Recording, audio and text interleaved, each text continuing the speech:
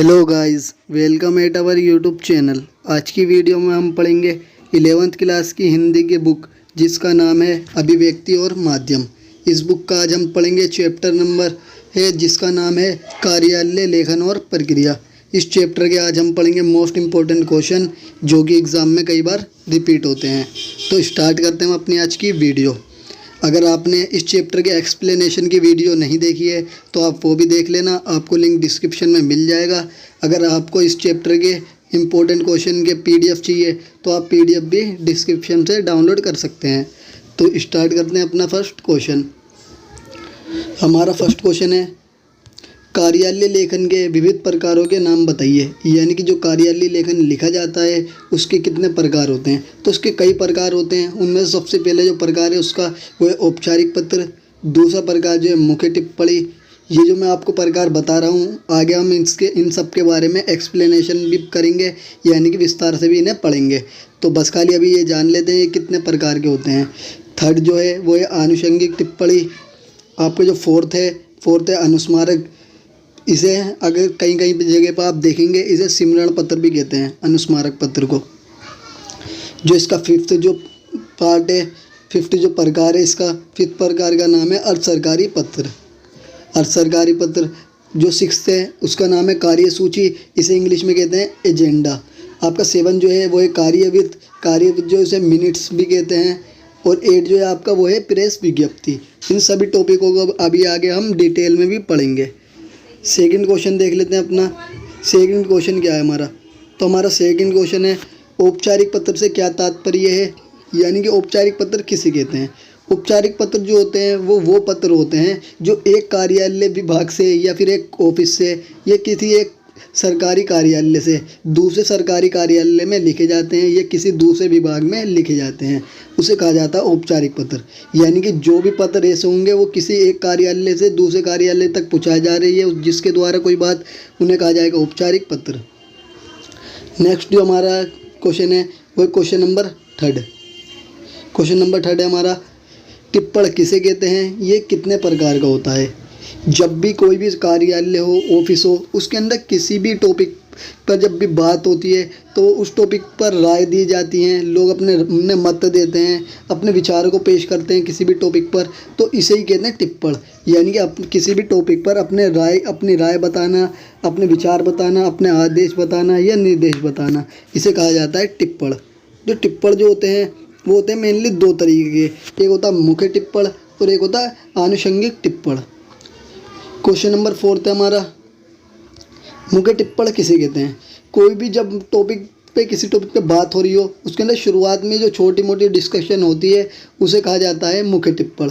जो ये मुख्य टिप्पण जो ये सहायक स्तर पर लिखा जाता है, यानी कि छोटे मोटे अधिकारी होते हैं जिन्हें ज़्यादा हाई नॉलेज नहीं होती, वो इस किसी भी टॉपिक के बारे में बताते हैं, उसे कहा जाता है मुख्य टिप्पण।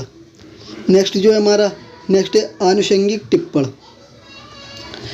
अब जान लेते हैं आनुषंगिक टिप्पण किसे कहते हैं। जो सहायक टिप्पणी लिखने वाला अधिकारी था, जिसके बारे में हमने सहायक टिप्पण के बारे में सहायक टिप्पण में पढ़ा है पहले, जो हम टिप्पण पढ़ चुके हैं पीछे, जैसे कि आपने ये देखा होगा मुख्य टिप्पण जो है आपका, इस टिप्पण को कौन लिखता है, इसके सहायक अधिकारी होता है वो लिखता है। जब कोई भी सहायक अधिकारी मुख्य टिप्पण को लिख देता है, लिखने के बाद वो टिप्पण बड़े अधिकारी के पास पहुंचाया जाता है कि छोटे अधिकारी ने सही से काम लिखा है नहीं लिखा है, सारी बातें सही तरीके से एक्सप्लेन की हैं या नहीं की हैं, कोई बातें गलत तो नहीं कर दी। तो इन सारी चीज़ों की चेकिंग के लिए जो बड़े अधिकारी के पास टिप्पण को पहुँचाया जाता है, फिर बड़ा अधिकारी उस टिप्पण को चेक करता है, अपनी राय बताता है कि ये टिप्पण सही लिखा गया है या नहीं लिखा गया है। इसे कहते हैं, इसी चेकिंग करने को कहते हैं आनुषंगिक टिप्पण। नेक्स्ट जो क्वेश्चन है हमारा नेक्स्ट क्वेश्चन है क्वेश्चन नंबर 5। देख लेते हैं अपना नेक्स्ट क्वेश्चन क्या है हमारा। क्वेश्चन नंबर 6 है हमारा नेक्स्ट क्वेश्चन। सिमरण पत्र या अनुस्मारक पत्र किसे कहते हैं। तो कई बार जैसे कि आपने देखा होगा जब कोई भी व्यक्ति कोई पत्र लिखता है, सामने वाले को जिसको पत्र लिखा जा रहा है वो इंसान कभी कभार पत्र का रिप्लाई नहीं देता है या वो अनदेखा कर देता है। इसलिए जो व्यक्ति भूल गया है कि उसे कोई पत्र लिखा गया है, तो किसी भी व्यक्ति को पत्र के बारे में याद दिलाने के लिए जो पत्र लिखा जाता है उसे कहते हैं सिमरण पत्र इसे ही कहा जाता है अनुस्मारक पत्र। ये दोनों नाम आपको याद रखने हैं, ये एक ही पत्र के नाम है जो कि किसी व्यक्ति को याद दिलाने के लिए लिखा जाता है कि किसी ने उसे पत्र लिखा था। नेक्स्ट जो है हमारा नेक्स्ट है क्वेश्चन नंबर 7, अर्ध सरकारी पत्र किसे कहते हैं। जैसे कि आपने देखा होगा पत्र भी कई तरीके के होते हैं, सरकारी होते हैं, कुछ गैर सरकारी होते हैं, कुछ होते हैं अर्ध सरकारी होते हैं। जो सरकारी जो होते हैं वो तो सरकारी कार्यालय से रिलेटेड होते हैं, जो कि गैर सरकारी होते हैं वो बिल्कुल भी सरकार की चीज़ों से रिलेटेड नहीं रखते। परंतु कुछ ऐसे होते हैं जो कि होते हैं अर्ध सरकारी।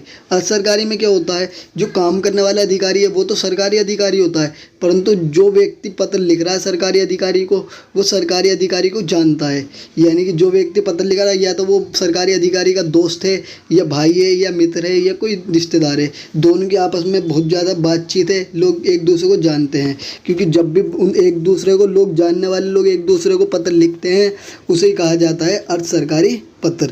इस तरह के पत्र में कभी भी कोई व्यक्ति ये सोचकर नहीं लिखता है पत्र कि वो किसी सरकारी अधिकारी को लिख रहा है, वो यही सोच कर लिखता है कि मैं अपने दोस्त को लिख रहा हूँ, भाई को लिख रहा हूँ या अपने रिश्तेदार को लिख रहा हूँ। दोनों जो है एक मित्र की तरह बातचीत करते हैं एक पत्र के अंदर, सरकारी अधिकारी होते हुए भी। इसे ही कहा जाता है अर्ध सरकारी पत्र। नेक्स्ट है हमारा क्वेश्चन नंबर 8, कार्यसूची या एजेंडा इसे इंग्लिश में कहते हैं। इसको बताना कि कार्यसूची किसे कहते हैं। तो ये जो क्वेश्चन है इस क्वेश्चन को समझने के लिए, और इसके बाद एक क्वेश्चन और आएगा कार्यवित्त के बारे में। इन दोनों क्वेश्चनों को समझने के लिए आपको एक छोटा सा एग्जाम्पल समझना होगा, जिसके द्वारा आप इन क्वेश्चन को आसानी से बिना याद करे सोल्व कर सकते हैं। आपने कई बार देखा होगा आपके स्कूल में एनुअल डे प्रोग्राम होता है। एनुअल डे प्रोग्राम होने से पहले सारी की सारी डिस्कशन होती हैं कि एनुअल डे प्रोग्राम में क्या क्या काम होंगे, कौन कौन से गीत गाए जाएंगे, कौन कौन से गेम के लोगों को बताए जाएंगे, गेम के बारे में क्या क्या भाषण दिए जाएंगे, क्या क्या नाच गाने होंगे, क्या शिक्षा लोगों को दी जाएगी। ये सारी बातें जो हैं किसी भी एनुअल डे प्रोग्राम के लिए पहले ही डिसाइड कर ली जाती हैं और एक पेज पर लिख ली जाती हैं कि क्या क्या बातें होने वाली हैं, क्या क्या काम होने वाले हैं, क्या भाषण दिए जाएंगे, क्या नाच गाने बच्चों के होने वाले हैं, क्या किस तरीके से बच्चे परफॉर्म करेंगे। ये सारी बातें जो एक पत्र पर लिख दी जाती हैं, एक पेज पर लिख दी जाती हैं, उसकी लिस्ट बना दी जाती है, उसकी सूची बना दी जाती है कि क्या क्या काम होंगे। इसे ही कहा जाता है कार्यसूची। तो आप आसानी से समझ सकते हैं किसी भी प्रोग्राम को करने से पहले जो जानकारी पता करने के लिए कि क्या क्या काम होगा उसके लिए एक लिस्ट बना दी जाती है। उसी लिस्ट को कहा जाता है कार्यसूची, जिसके अंदर ये बताया जाता है कि किसी भी प्रोग्राम के अंदर क्या काम होने वाले हैं। नेक्स्ट जो क्वेश्चन है आपका वो है कार्यवित्त। जैसे कि आपके स्कूल में कोई प्रोग्राम हो रहा है, उस प्रोग्राम के अंदर जो कार्यसूची बनी है कि क्या क्या काम होगा। अब उस कार्यसूची के अंदर भी ज़रूर नहीं है सारी की सारी बातें सही लिखी हों। कुछ बातें ऐसी होती हैं जो कि सही नहीं होती हैं, कुछ ऐसी होती हैं जो कि सही होती हैं। तो उन जो सारी की सारी बातें बताई गई हैं उनके ऊपर दोबारा से डिस्कशन होता है कि ये सारी सारी बातें जो लिखी गई हैं वो सही लिखी गई हैं या फिर उनमें कोई बात गलत भी है। तो जो अच्छी बातें होती हैं कार्यसूची के अंदर उन्हें छांट लिया जाता है और सारी के सारे टॉपिक जो हैं सब पे दोबारा से विचार विमर्श होता है, डिस्कशन होता है कि क्या काम होना चाहिए प्रोग्राम के अंदर, क्या काम नहीं होना चाहिए। तो इसी विचार विमर्श को कहते हैं, इसी डिस्कशन करने को कहते हैं कार्यवित्त। नेक्स्ट जो क्वेश्चन है हमारा, नेक्स्ट क्वेश्चन है प्रेस विज्ञप्ति। अब प्रेस विज्ञप्ति क्या है। जैसे कि आपने देखा होगा किसी भी संस्थान के अंदर या कार्यालय के अंदर किसी भी टॉपिक पर जब बहस करी जाती है, अगर वो मुद्दा बहुत ज़्यादा बड़ा होता है तो उसे लोगों तक भी पहुंचाना बहुत ज़्यादा ज़रूरी है। इसलिए कोई भी व्यक्ति किसी भी टॉपिक पर जब विचार विमर्श हो रहा है, बहस हो रही है, उस टॉपिक के बारे में जानकारी लोगों तक पहुँचाएगा कोई भी व्यक्ति, इसी कहा जाएगा प्रेस विज्ञप्ति। जैसे कि आपने देखा होगा जब भी कोई सरकारी अधिकारी आपस में डिस्कशन करते हैं तो मीडिया क्या करती है, उनके डिस्कशन को लोगों तक पहुंचाती है कि उन दो लोगों के बीच में क्या बातचीत हो रही है, ताकि लोग भी उस जानकारी को जान सकें कि आखिर दो संस्थाएं आपस में क्या बात कर रही हैं, दो लोग आपस में क्या बात कर रहे हैं। इसे ही कहा जाता है प्रेस विज्ञप्ति। नेक्स्ट जो है हमारा नेक्स्ट टॉपिक हमारा परिपत्र या सर्कुलर किसे कहते हैं। जो कोई भी आपने देखा होगा सरकारी संस्थान हो या गैर सरकारी संस्थान हो, कार्यालय हो, उसके अंदर कोई भी काम करने से पहले एक बता दिया जाता है कि क्या क्या काम ऑफिस के अंदर होंगे, क्या क्या। जब भी कोई भी ऑफिस हो, कार्यालय हो, उसके अंदर जब भी कोई भी काम होता है तो उसके लिए निर्णय लिए जाते हैं कि क्या काम ऑफिस के अंदर, कार्यालय में, संस्थान में होगा। ये सारी के सारे जो डिस्कशन होते हैं, फिर उसके ऊपर डिस्कशन होने के बाद सारे अधिकारियों के पास भेजा जाता है उस डिस्कशन को कि क्या क्या काम हमारे कार्यालय में संस्थान में होने वाले हैं। उसके लिए लोगों को, अधिकारियों को निर्देश दिए जाते हैं कि उन्हें क्या किस तरीके से क्या काम करना है कार्यालय के अंदर। तो ये सारी की सारी बातें जो हैं जो संस्थान कार्यालयों में होती हैं, किसी भी टॉपिक पर निर्णय निर्देश जो लिए जाते हैं, ये सूचना दी जाती हैं, इसे कहा जाता है परिपत्र। नेक्स्ट जो है हमारा नेक्स्ट क्वेश्चन है, एक अच्छी टिप्पणी किस तरीके से आप लिख सकते हो। तो जब भी आपको अच्छी टिप्पणी लिखनी है, उसके लिए आपको क्या करना होगा, आपको पूरी तरीके से टिप्पणी लिखनी होगी सही तरीके से, और हर बात को स्पष्ट करना होगा। आधी अधूरी बात बिल्कुल भी नहीं बतानी। टिप्पणी ज़्यादा बड़ी नहीं लिखनी है, बिल्कुल विषय संगत होनी चाहिए। हर टॉपिक को serial wise, step by step explain करना है, ताकि पढ़ने वाले को आसानी से समझ में आ जाए कि टिप्पणी क्या लिखी गई है। जो टिप्पणी जो होती है वो हमेशा अन्य पुरुष में लिखी जाती है, यानी कि दो व्यक्तियों के बीच में जब दो बात होती है, मगर जो बात हो रही है वो उन दोनों के लिए नहीं है, वो किसी तीसरे व्यक्ति के लिए बात हो रही है आपस में। तो इस तरीके से लिखी जाती है एक अच्छी टिप्पणी। नेक्स्ट जो क्वेश्चन है हमारा, क्वेश्चन नंबर 13 है हमारा, कार्यसूची क्या है, विस्तार से वर्णन करिए। पिछले अभी एक क्वेश्चन में हम पढ़ चुके हैं कार्यसूची के बारे में, मगर अब जो हम पढ़ेंगे वो पढ़ेंगे विस्तार से। यानी कि 3rd मार्क्स का कभी कभार क्वेश्चन आ जाता है कार्यसूची का, तो 3rd मार्क्स के अकॉर्डिंग पढ़ लेते हैं। इसके अंदर 3 पॉइंट, कार्यसूची आखिर होती क्या है। तो कई बार आपने देखा होगा कि जितने भी संस्थान होते हैं, कार्यालय होते हैं, उसके अंदर कोई ना कोई निर्णय जरूर लिया जाता है किसी न किसी टॉपिक के ऊपर। जो निर्णय लिया जाता है वो कोई एक व्यक्ति नहीं लेता। किसी भी कार्यालय में, बड़ी संस्था में बहुत सारे लोग आपस में मिलकर लेते हैं कि क्या काम हो सकता है किसी कार्यालय में, क्या काम नहीं हो सकता। जो ये डिस्कशन जो होता है, ये डिस्कशन होता है किसी हेड की वजह से होता है। ये डिस्कशन हेड के साथ सचिव होते हैं और उसके कई सारे सदस्य होते हैं जो कि डिस्कशन करने में, निर्णय लेने में किसी भी टॉपिक पे सहायता करते हैं, जो अध्यक्ष है उसको। जब भी कोई कार्यक्रम शुरुआत होती है, किसी भी कार्यक्रम की, कोई भी प्रोग्राम होने वाला होता है किसी भी समिति के अंदर जगह पर, तो उससे पहले लिस्ट बनाई जाती है कि कार्यक्रम होगा किस तरीके से होगा, कितने बजे होगा, कब होगा। ये सारी की सारी जो है एक लिस्ट बना दी जाती है, उसके अंदर ये सारी की सारी बातें लिख दी जाती हैं। तो इसे ही कहा जाता है कार्यसूची। इसको आप इस तरीके से समझ सकते हो, आपके स्कूल में जब भी प्रोग्राम होता है उससे पहले सारी बातें जो हैं आपके स्कूल के हेड जो हैं वो लिख लेते हैं, एक पेज पर लिखवा लेते हैं, सूची बनवा लेते हैं कि प्रोग्राम के अंदर क्या क्या काम होने हैं और क्या काम नहीं होने वाले हैं। इसी सूची को कहा जाता है कार्यसूची। नेक्स्ट क्वेश्चन आपका क्वेश्चन नंबर 14, क्वेश्चन नंबर 14, कार्यसूची का निर्माण क्यों किया जाता है। आखिर जो किसी भी प्रोग्राम को उसकी शुरुआत करने से पहले उसकी लिस्ट जो बनाई जाती है कि क्या क्या काम होंगे, क्या काम नहीं होंगे, ये सारी की सारी जानने के लिए कार्यसूची जो बनाई जाती है। आखिर कार्यसूची बनाने का रीज़न क्या है, ये भी आपको पता होना चाहिए।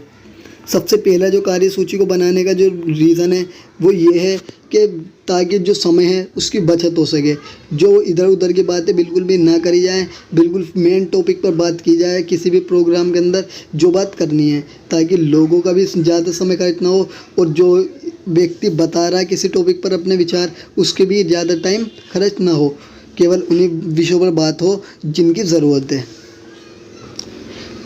इससे ये भी फ़ायदा मिलता है कि जो इधर उधर के विषय हैं, इधर उधर के टॉपिक हैं जो कि ज़रूरी नहीं है लोगों के लिए, उस पर विचार नहीं किया जाता। इसके द्वारा बस खाली लिस्ट को चेक करा जाता है कि लिस्ट के अंदर क्या क्या बातें बतानी है, क्या क्या नहीं बतानी है, क्या क्या काम करने हैं, क्या क्या नहीं करने हैं।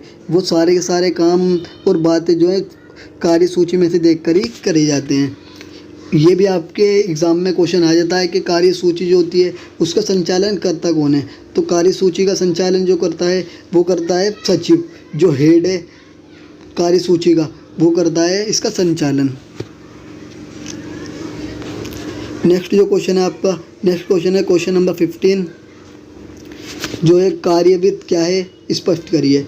इसे भी आप उसी क्वेश्चन से के डिस्कशन से समझ सकते हो एग्जाम्पल से। जैसे कि मैंने आपको एग्जाम्पल बताया था स्कूल का, कि स्कूल में जो आपका प्रोग्राम होता है, प्रोग्राम होने से पहले सारी की सारी बातें एक लिस्ट में नोट कर ली जाती हैं, उसे कहते हैं कार्यसूची। जब कार्यसूची बन जाती है, कार्यसूची बनने के बाद उस सूची को जितने भी मीटिंग के मेंबर हैं सबके सामने पेश करा जाता है कि वो किस बात से सहमत है और किस बात से सहमत नहीं है। लोगों को बताया जाता है कि प्रोग्राम के अंदर क्या क्या काम होने वाले हैं, किस तरीके से कार्यक्रम कार्यक्रम शुरुआत होगा, किस तरीके से अंत होगा। फिर लोग क्या करते हैं, उस कार्यसूची पर अपने विचार बताते हैं कि उनके क्या विचार हैं उस कार्यसूची पर, अपने निर्देश देते हैं, आदेश देते हैं, उसके बारे में अपने विचार बताते हैं कि क्या काम होना चाहिए, क्या काम नहीं होना चाहिए। लोगों के बीच में आपस में डिस्कशन भी होता है। इसे ही कहा जाता है कार्यविद, यानी कि जो कार्यसूची जो लिस्ट है उसके ऊपर जो विचार विमर्श हो रहा है, डिस्कशन हो रहा है, निर्णय लिए जा रहे हैं, उसे कहा जाता है कार्यविद।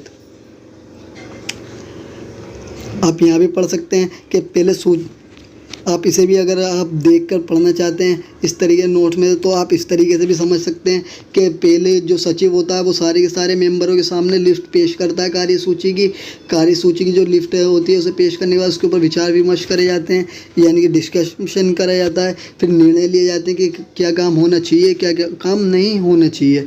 तो ये सारी बातें देखी जाती हैं, कार्यसूची के ऊपर विचार किए जाते हैं, डिस्कशन करे जाते हैं, इसे कहा जाता है कार्यविद। तो आज की वीडियो में इतना ही। थैंक्स।